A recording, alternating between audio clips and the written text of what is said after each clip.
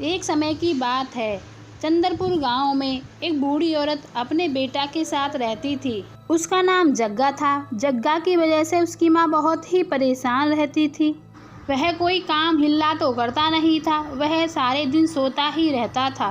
जग्गा, अब उठ जा, ऐसे कैसे काम चलेगा हमारा। माँ की बात सुनकर जग्गा अनसुनी कर देता है और माँ से कहता है, माँ तुम भी शुरू हो गई सुबह सुबह। ये नहीं कि बढ़िया सा खाने को दे दो मुझे। तुझे कुछ शर्म लिहाज तो रही नहीं।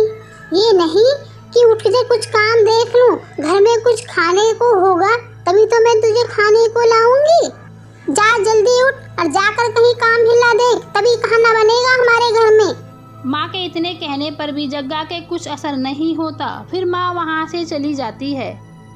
माँ जब घर में आती है तो देखती है जग्गा सोया हुआ होता है। जग्गा को देख के माँ को इतनी तेज गुस्सा आता है कि कोने में पड़ा डंडा उठा लेती है और जग्गा पे बजाना चालू कर देती है। अरे मारो, मर गया रे, मत मारो रे। मैंने क्या कर दिया, मत मारो, उई मत मारो रे, मुझे मत मारो।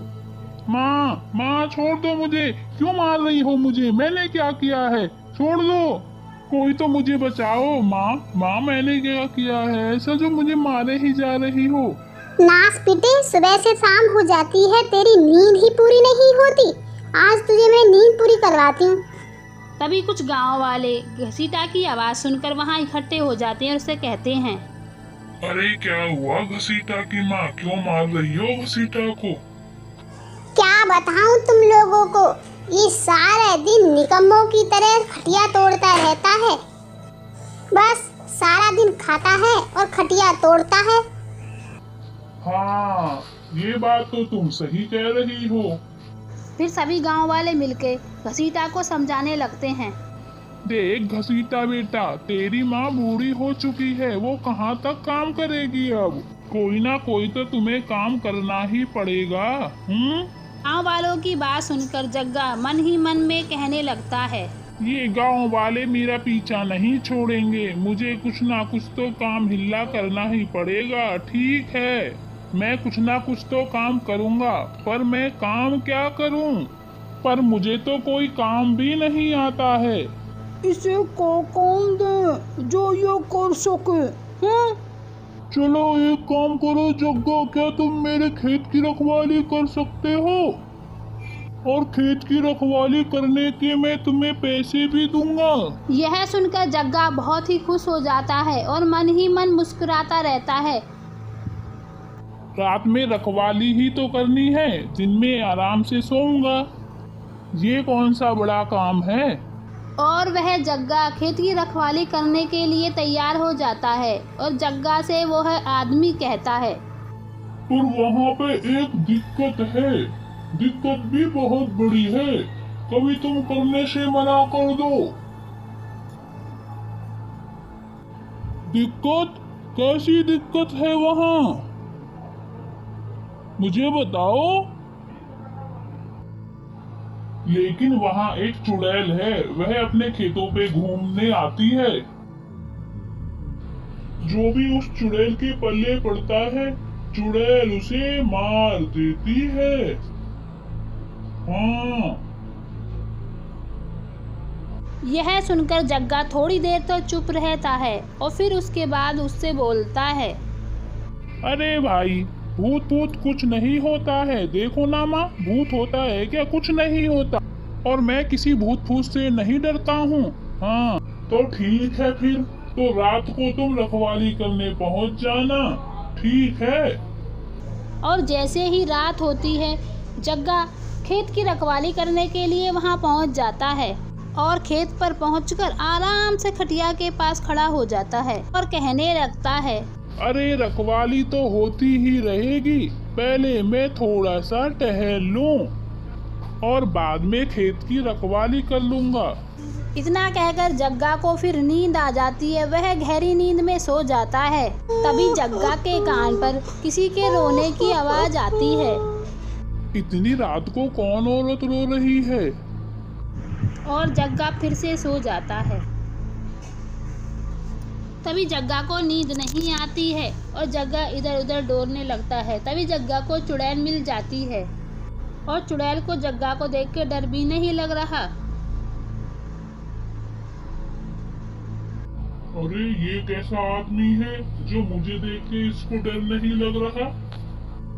चुड़ैल जग्गा को अपने कंधे पे जैसे तैसे करके उठा लेती है और उसे लेके चल देती है और जग्गा बहुत डर जाता है। चुड़ैल चुड़ैल, हाँ मैं चुड़ैल हूँ, मैं तुझे खा जाऊंगी। मुझे खाकर तुम्हें क्या मिलेगा? मैं तुझे खाकर और भी ताकतवर बन जाऊंगी। मैं तो एक सूखा सा आदमी हूँ और मैंने कई दिन से खाना भी नहीं खाया है। मुझे खाकर तुम्हें ताकत कहाँ से मिलेगी?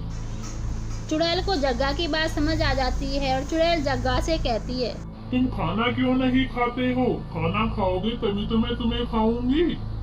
खाना कहाँ से खाऊं? आज ही तो मैं खेत पे काम करने आया हूँ। अब काम करूँगा तभी तो पैसे मिलेंगे मुझे। उन पैसों से मैं खाना खाऊंगा। जग्गा अपनी चतुराई और हिम्मत से चुड़ैल से कहता है, तुम मुझे खा लेना, लेकिन थोड़ा सा काम रह गया है। उसे खत्म करने के बाद फिर तुम मुझे खा सकती हो। ठीक है, पहले तुम काम खत्म कर लो, फिर मैं तुम्हें खाऊंगी। जग्गा को डर तो लग रहा था, पर जग्गा डरते डरते खेत में काम करने के लिए चला गया था और साथ में उसे उस चुड़ैल से भी डर लग रहा था कि कहीं मुझे चुड़ैल खा ना जाए। ऐसा करते करते थोड़ी देर में ही सुबह हो जाती है और चुड़ैल भी वहाँ से चली जाती है। फिर सुबह होते ही जग्गा अपने घर को चल देता है और बहुत ही मन खुश हो जाता है कि आज चुड़ैल ने तो मुझे छोड़ दिया। घर पहुँचने के बाद, माँ माँ, क्या हुआ? कोई भूत देख लिया क्या तूने? माँ माँ, भूत नहीं, चुड़ैल देखी है। चुड़ैल। क्यों पागलों जैसी हरकत करता है तू? तेरी को समझ नहीं? माँ मैं ठीक कह रहा हूँ, भूत नहीं, मैंने चुड़ैल को देखा है खेत पर। वो मुझे खाने वाली थी।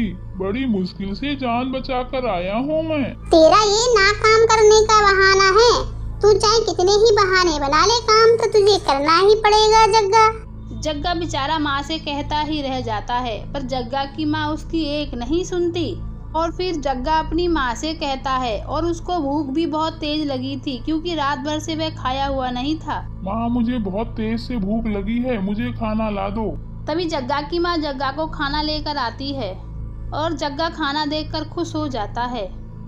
फिर जग्गा खाना खाने लग जाता है। खाना खाते खाते जग्गा को उस चुड़ैल की याद आ जाती है और वह खाना खाना छोड़ देता है। जग्गा, खाना क्यों छोड़ दिया? खाना अच्छा नहीं बना क्या? नहीं माँ, ऐसी बात नहीं है। तो क्या हुआ? पर मन नहीं है। फिर जग्गा बगैर खाना खाए भूखा रह जाता है क्योंकि वह पूरी रात का जगा हुआ था और उसे जल्दी नींद भी आ जाती है। और रात को जग्गा की माँ जग्गा को जगाने आती है। वो तो गहरी नींद में सोया हुआ था। जग्गा, तू सोता ही रहेगा या खेत पे काम करने भी जाएगा? क्या खेत पे नहीं जाना है जग्गा? इतनी रात हो गई है, कब जाओगे? मैं खेत पर नहीं जाऊंगा माँ, खेत पर चुड़ैल है।